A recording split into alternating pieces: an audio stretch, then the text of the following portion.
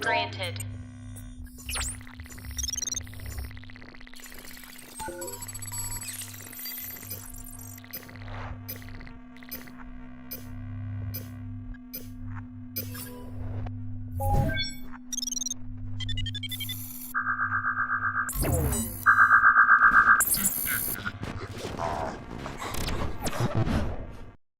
Assalamualaikum warahmatullahi wabarakatuh. Perkenalkan, kami dari kelompok 8 yang beranggotakan 3 orang, yakni Muhammad Ulul Hina, Fani Izzatun Ni'mah, dan Ika Nurrohmah. Di sini kami bertiga akan menjelaskan mengenai materi yang sudah kami rangkum tentang pencatatan arus kas. Yang pertama adalah pengertian dari arus kas. Arus kas sendiri memiliki pengertian merupakan aliran kas masuk dan aliran kas keluar, serta sumber dan pemakaian kas dalam suatu perusahaan pada periode tertentu. Nah, kemudian apa sih tujuan dan manfaat dari arus kas?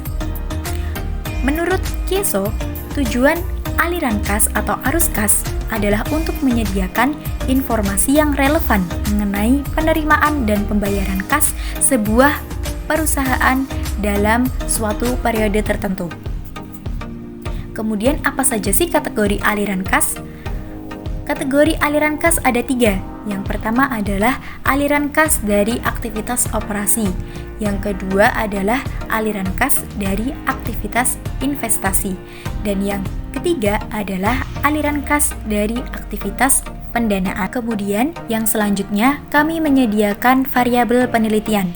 Yang pertama ada penelitian terdahulu yang meneliti tentang pengaruh aliran kas operasi terhadap harga saham dengan persistensi laba sebagai variabel intervening.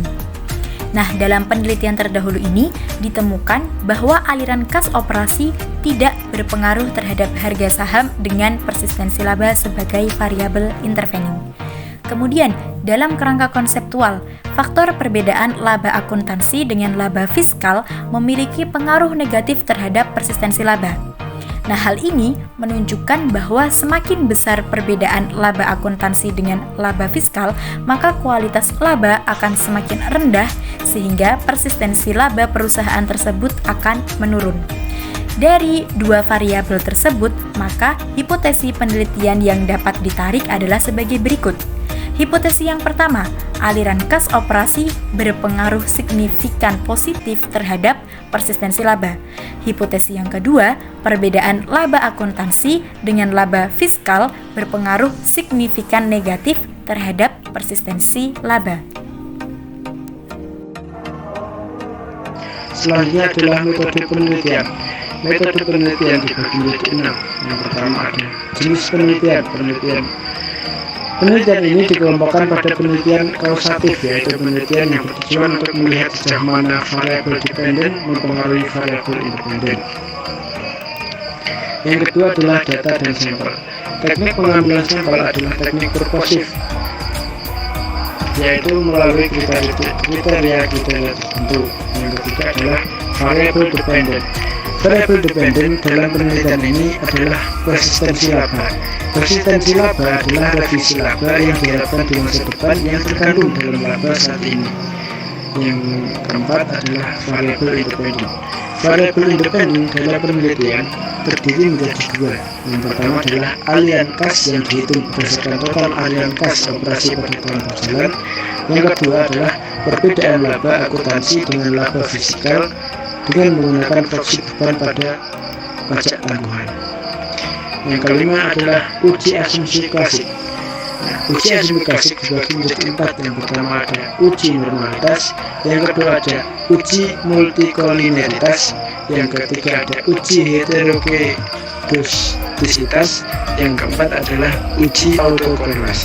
Selanjutnya adalah analisis referensi berganda. Dibagi menjadi 3. Yang pertama adalah uji model, yang kedua uji koefisien determinan, yang ketiga adalah uji hipotesis.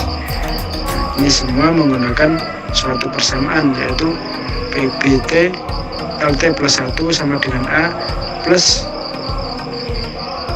mutlak 1A KO plus mutlak 2 BBT plus PBT LT plus E. Selanjutnya adalah definisi operasional. Dalam pembagian ini, definisi operasional menjadi 3 tahap. Yang pertama adalah presentasi laba. Presentasi laba adalah revisi dalam laba akuntansi tahun berjalan. Berdasar besarnya revisi ini menunjukkan tingkat presentasi laba. Yang selanjutnya adalah aliran kas. Aliran kas adalah komponen aliran kas yang digunakan dalam penelitian ini adalah arus kas operasi dengan menggunakan metode langsung dari laporan aliran kas. Selanjutnya adalah perbedaan laba akuntansi dan laba fiskal. Perbedaan antara laba akuntansi dan laba fiskal ditandai dengan adanya koreksi fiskal atas laba akuntansi.